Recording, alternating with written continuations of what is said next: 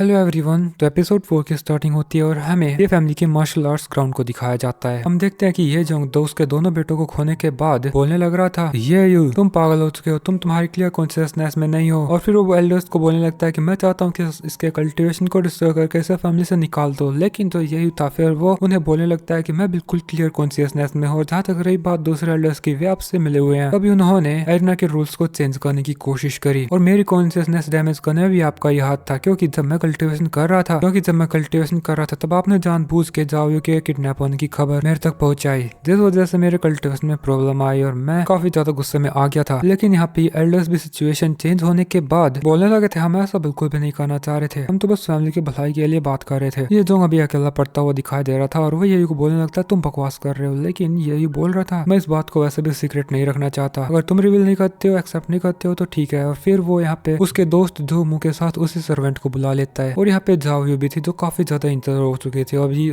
इस लड़की को, सर्वेंट लड़की को देख के ये जोंग काफी ज्यादा घबरा जाता है और ये लड़की भी फिर ये जोंग से माफी मांगने लगती है कि यार मुझसे माफ कर दीजिए, इनको सब कुछ पता चल गया, मैं तो बस आपकी ऑर्डर्स फॉलो कर रही थी, इसमें मेरी कोई गलती नहीं है। लेकिन ये जोंग भी उसे डर मार के चुप करा देता है और फिर यही बोलने लगता है कि ये जोंग तुमने फैमिली की रेपुटेशन वैसे ही रूइन कर दी है, तुम अभी फैमिली का लीडर होने का हक खो चुके हो। जिसके बाद फिर हमें ये यू के उसे सीन को दिखाया जाता है जब उसने जाओ को बचाया था। हमें ये फैमिली के लॉ एनफोर्समेंट होल को दिखाया जाता है जहाँ पे वे लोग जाओ को पीटने लग रहे थे और फिर यहाँ पे वही सर्वेंट लड़की आके इस गार्ड को बोल रही थी कि ये तो पागल हो गया, वो कॉम्पिटिशन में वो पार्टिसिपेट नहीं कर पाएगा, इस लड़की का काम खत्म हो गया है, अभी किसी काम की नहीं रही, इसे मार दो। फिर वो सोल्जर भी बोल रहा था ये लड़की तो काफी ज्यादा जिद्दी, अब ये एक्सेप्ट नहीं करना चाहती, इसने चोरी किया तो ठीक है इसे मार देते हैं। और वो जोर जोर से फिर हंसते हुए उसकी सोर उसके अंदर मारने जा रहा था। लेकिन तभी यहाँ पे हम देखते हैं कि उसकी डेथ हो जाती है, क्योंकि उसके पीछे फिर येयू आ गया था और वो फिर उस सोल्जर को मार के जावी को बचा लेता है। वो देख रहा था कि जावी काफी ज्यादा इंजर है, उसकी हालत काफी ज्यादा वीक है, इन लोगों ने उसे बहुत ज्यादा मारा है, इसलिए वो बहुत ज्यादा गुस्से में आ जाता है और सबसे पहले तो इस सर्वेंट लड़की की वाट वो लगा देता है। वो उसकी आंखों से ही किलर एनर्जी रिलीज करता है, जैसे जो भी गार्ड वार्ड थे उसकी मदद करने के लिए आते हुए फिनिश हो जाते हैं। और फिर लड़की तो चलाने लगते प्लीज मुझे मत मारो और नीचे गिर गई थी, लेकिन यही उसे कहाँ छोड़ने वाला था। तब यहाँ पे उसका दोस्त भी आ गया था, वो तो इस लड़की को मारने वाला था, लेकिन वो उसे रोक देता है। वो बोल रहा था कि अभी इसका काम खत्म नहीं हुआ है और इस प्रकार से उसने जावी को बचाया है। अभी सीन फिर से मार्शल आर्ट्स एरिना में आ जाता है, जहाँ पे हम दिखाते हैं कि ये उस एल्डर येजोंग को बोल रहा था कि तुम जानते हो कि किसी को भी कल्टीवेशन के दौरान डिस्टर्ब किया जाए तो की डेविएशन में चला जा सकता है, और तुमने बिल्कुल इसी मेथड का यूज करने की कोशिश करी, क्यों? ताकि तुम्हारे बेटे इस कॉम्पिटिशन को जीत कर फैमिली के नए उत्तराधिकारी बन सके। तुमने जावी को भी झूठे इल्जाम में फंसवा के उसे मारने की कोशिश करी, तुम असली गद्दार हो, तुम्हें तो लॉ एनफोर्समेंट के रूल्स के हिसाब से ही मार देना चाहिए। तभी दूसरी तरफ हम ये के फादर येतियन को देखते हैं जो बाकी एल्डर्स की काउंसिल को ये जोंग के खिलाफ सबूत देने लग रहा था कि वो जोंग और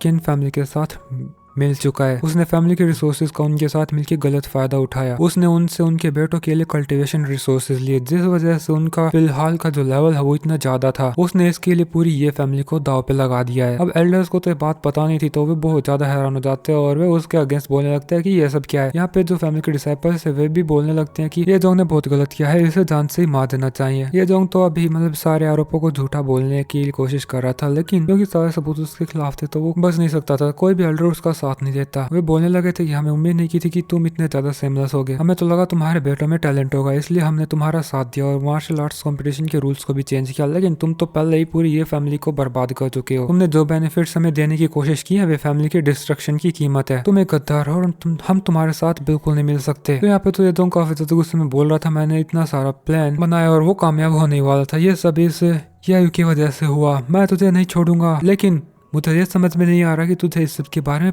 कैसे पता चला। तो यही बस ऐसा मुंह घुमा के बोलता है, बस मुझे पता है, मैं सर्वशक्तिशाली सबसे बड़ा ज्ञानी हूँ, तुम इतना सब कुछ प्लान कर सकते हो बिना किसी ये फैमिली के मेंबर को पता हुए, तो मुझे क्या तुम्हारे काले कारनामों का पता नहीं हो सकता? इस वजह से तो उस बेचारे ये जोंग के चेस्ट में पेन होने लगा था और उसे कुर्सी पे बैठना पड़ता है। वो बैठे बैठे बोल रहा था ये सब मैं 3 साल से प्लान कर रहा हूँ और यह सारा बस कुछ ही घंटों के अंदर खत्म हो गया। तभी ये तीन बोलने लगता है कि तुम किन फैमिली के साथ जाके मिल गए हो और एज अ फैमिली हेड मैं तुम्हें डेथ सेंटेंस दे रहा हूँ, अभी खुद को सरेंडर कर दो, नहीं तो इसकी सजा होगी मौत। ये जोंग तो जोर जोर से चिल्लाते हुए हंसने लग गया था। वो बोल रहा था तुम मुझे पनिश करना चाहते हो, सोचना भी मत। हो तभी उसके हाथ में एक पिल ले लेता है, जिसको खाते ही उसकी पावर बहुत ज्यादा बढ़ जाती है और तो तुरंत ही ये तियन के ऊपर अटैक कर देता है और ये तियन को अटैक लग भी जाता है, जिससे वो काफी ज्यादा दूर जा गिरा था। और ये जोंग फिर जोर जोर से बोल रहा था ये तियन तो गया, अब तेरी बारी, मेरा प्लान कामयाब नहीं हुआ तो क्या तुम लोगों को मार के नहीं तो मैं पूरी फैमिली को कंट्रोल कर सकता हूँ। वो इतनी सब बकवास किए ही जा रहा था कभी की तभी दूसरी तरफ से जो येतियन था वो भी अटैक कर देता है, क्योंकि उसे कुछ भी नहीं हुआ था, अभी तक नाटक कर रहा था क्योंकि वो पहले ही ब्रेक थ्रू कर चुका है। फिर ये भी बोलने लगा था मेरे फादर तो तुझे एक मौका दे रहे थे, लेकिन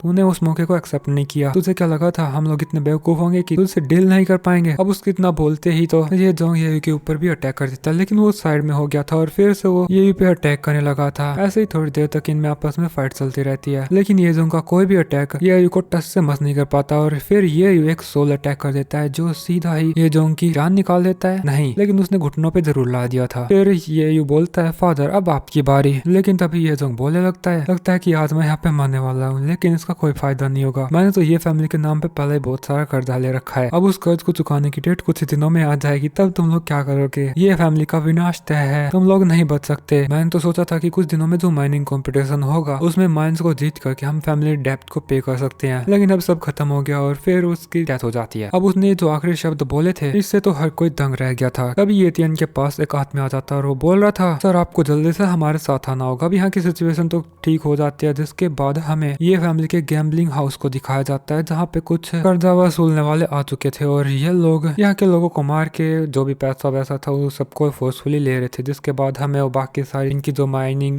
एरियाज थे उनको भी दिखाते हैं, वहाँ भी ऐसा ही चल रहा था। और इन सब वसूली वालों का जो लीडर था वो ये बंदा था। वो बोल रहा था कि अगर तुम हमें पैसे नहीं दे सकते तो ठीक हम तुम्हारी 2 फी ले लेते हैं। तो जो बंदा था वो बोल रहा था कि तुम ऐसा नहीं कर सकते, नहीं तो हमारी फैमिली तुम्हें नहीं छोड़ेगी। तो वो वसूलदार जोर जोर से हंसने लगा था। वो बोल रहा था तुम्हारी फैमिली वो बचेंगे तब तो तुम्हें बचाने आएंगे। लेकिन तभी इनके पीछे ये तियन और ये पहुंच चुके हैं और ये लोग फिर इनको देख के फिर ग्रीट करने लगते हैं। ये तियन बोल रहा था तुम पहले इतना सब कुछ बोल चुके हो, मैंने सब कुछ सुन लिया और फिर भी तुम मुझे ग्रीट कर रहे हो। ऐसा लगता है कि तुम सब भी ये जोंग के साथ मिले हुए थे। वह जब लोगों को पता चलेगा कि खुद ही की फैमिली के लोग उसे नोच नोच के खाना चाहते हैं, तब लोग क्या ही सोचेंगे। तो वो बंदा बोलने लगता है फैमिली हेड हमारी फैमिली काफी ज्यादा कर्ज में है और हम लोग तो बस उस कर्ज को ही चुकाना चाहते हैं। जिस पे ये तियन बोलने लगता है कर्ज चुकाना है, किसको चुकाना है ये हम तय करेंगे। तब एक आवाज आती है कि अगर आपने कर्ज ले रखा है तो आप चुका क्यों नहीं देते। और यहाँ पे एक नया बंदा आ गया है और ये जो बंदा आया है वो युआन यूनिवर्सिटी का लॉर्ड है। वो एतियन को बोलने लगता है कि ये जोंग तुम्हारी फैमिली का मेंबर था, उसने इतना सारा कर्ज लिया है। वैसे तो वो अभी मर चुका है, लेकिन इसका ये मतलब नहीं कि उसने जो कर्ज लिया है उसे हम वसूलेंगे नहीं, क्योंकि एग्रीमेंट में साफ है अगर वो कर्ज को नहीं चुकाएगा तो उसकी फैमिली देगी। तो क्या तुम लोग कर्ज को चुकाने से मुकर रहे हो। वैसे मैं तुमको बता दूं आज जो एग्रीमेंट है वो खत्म होने वाला है और अगर कल तक मुझे पैसे नहीं मिले तो तुम लोग मुझे ब्लेम मत करना। लेकिन तभी यहाँ पे हमें जाओ चूचू को दिखाया जाता है, वो यहाँ पे आ चुकी है और वो ये को आते साथ बोलती है कहीं माने में लेट तो नहीं होगी। तो वो भी उसे बोलता है बिल्कुल नहीं। जिसके बाद वो सिटी लॉर्ड कोंगरैन को भी ग्रीट करती है। फिर वो जाओ चू से पूछने लगता है कि हम लोग तो यहाँ पे आपसी मतभेदों को सुलझा रहे हैं, आपका यहाँ पे कैसे आना हुआ। तो जाओ चू बोलने लगते है कि मैं यहाँ पे ये फैमिली से कॉर्पोरेशन की रिक्वेस्ट करने के लिए आई हूँ। हमने ये उससे पहले कुछ डील करी थी, उसका नतीजा काफी अच्छा था और अब हम लोग पूरी ये फैमिली के साथ एग्रीमेंट करना चाहते हैं ताकि हम दोनों साथ में ग्रो कर सके। और वो ये के साथ भी थोड़ा सा क्लोजली इंटरेक्ट करने लगती है। बेचारा ये तो काफी ज्यादा ऑकवर्ड महसूस कर रहा था। फिर जाओ तो बोलने लगती है मैं जानती हूँ कि ये फैमिली डेब्ट में है, मैं अभी 10,000 टेल्स आपको अदा कर दूं। अब ये तियन तो सीधा मना करने की कोशिश करता है, लेकिन जाओ तो बोल रही थी ये सब आपकी ये फैमिली के लिए नहीं कर रही हूँ, बल्कि मैं ये से काफी ज्यादा इम्प्रेस और मुझे लगता है अगर हम ये फैमिली के साथ कोऑपरेशन करेंगे तो हमें भी बेनिफिट होगा,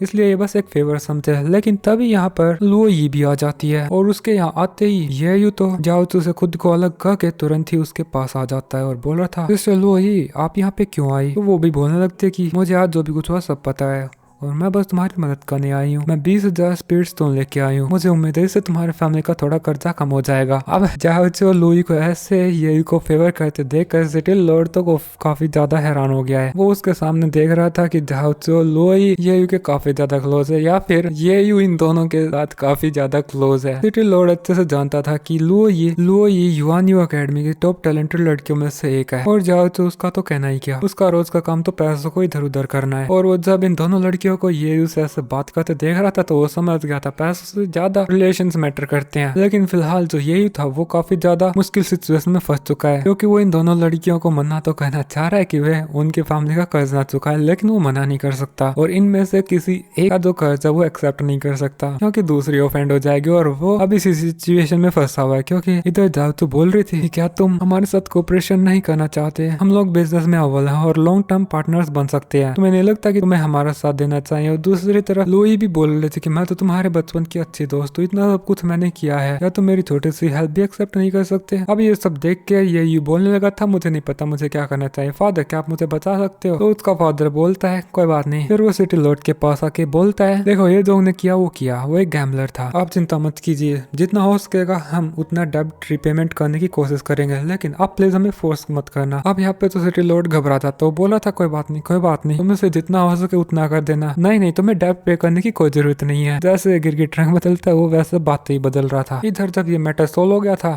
तो दोनों लेडीज येयू को लेकर के यहाँ से जाने लगती हैं। दोनों को उससे कुछ न कुछ काम था। अब येयू के जाने के बाद येथिन बोलने लगता है मेरा बेटा कितना ज्यादा कमीना है, मैं जानता हूँ वो ये सब फैमिली का कर्ज चुकाने के लिए कर रहा है, लेकिन ये तरीका काफी ज्यादा कमाल का है। वो तो फिर बहुत ज्यादा खुश होने लगा था, है तो वो मेरा ही बेटा, मुझे उस पे नाज है, जो काम मैं नहीं कर पाया वो उसने कर दिखाया। इसके बाद अब रात हो जाती है और हमें फिर ये और उसके फादर को दिखाया जाता है आपस में बातें कर रहे थे। ये लोग फैमिली के फ्यूचर्स को डिस्कस कर रहे थे कि आगे इन्हें क्या करना चाहिए। और जब वे लोग उसके डिस्कस कर लेते हैं तो ये उसके फादर को बोल रहा था कि वो कुछ टाइम के लिए कल्टीवेशन करने के लिए फैमिली को छोड़ के बाहर जा रहा है। तो उसका फादर बोलता है मैं जानता हूँ तुम्हें जो करना है करो, लेकिन कुछ का ख्याल रखना। लेकिन तभी ये लोग कुछ देख करके काफी ज्यादा हैरान हो जाते हैं, क्योंकि हमें बाहर दिखाया जाता है कि काफी ज्यादा रोशनी आसमान की तरफ जा रही थी, जिसके बाद हमें एक लड़के को दिखाती है जिसने अब ब्रेक थ्रू कर लिया है और इसके साथ उसने अवेक कर लिया है सेलेस्टियल स्पिरिट बॉडी को। और ये बंदा उसकी इन नई पावर्स को देखकर काफी ज्यादा खुश हो रहा था। वो बोल रहा था इस सेलेस्टियल स्पिरिट बॉडी की पावर्स काफी ज्यादा कमाल की है और वो उस बॉडी की पावर यूज करके फिर एक आदमी को खींच लेता है। वो इसको लगता है कि उसका जो यंग मास्टर वो उसे मारने जा रहा है, तो वो उसको उसकी जान की भीख मांगने लगता है और फिर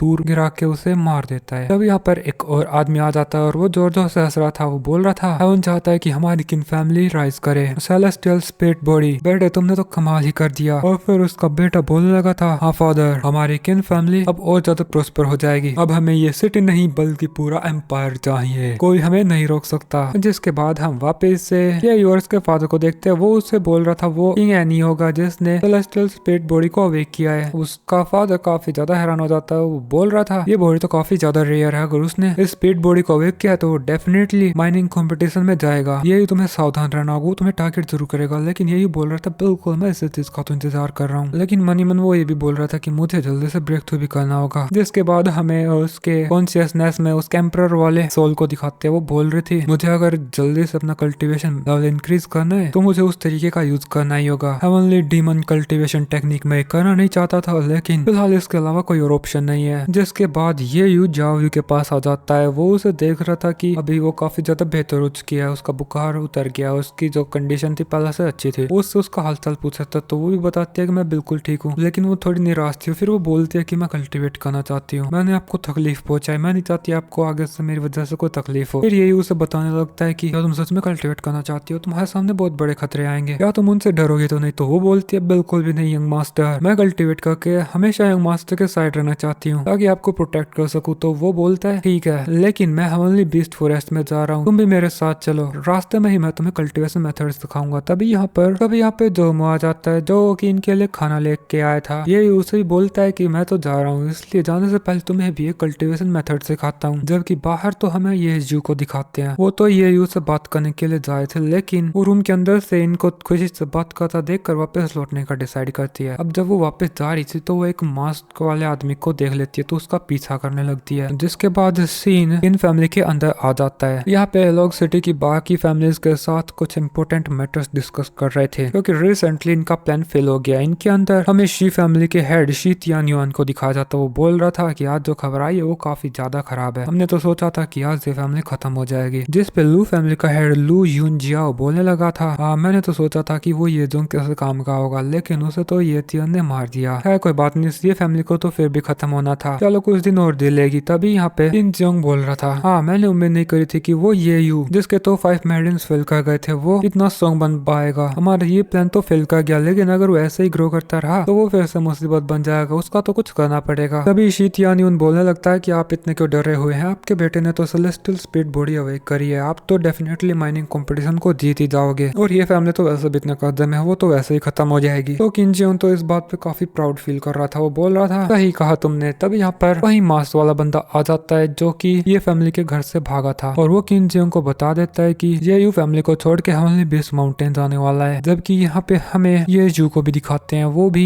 इस बिल्डिंग की छत पे आ जाती है और छिप करके इनकी बातों को सुनने लगी थी। नीचे की साइड जो किन जियोंग था वो बोलने लगा था, हा मैं इसी खुशी का इंतजार कर रहा था, कोई बात नहीं, मैं इस येयू के साथ डील करना चाहता था, सही मौका है। तभी वो चाय का प्याला उठा लेता है और उसे तुरंत ही छत की तरफ फेंक देता है जहाँ पे ये जो छिपके इनको सुन रही थी, और वो भी हिट हो जाती है। और दोस्तों इसी के साथ ये एपिसोड इधर खत्म हुआ।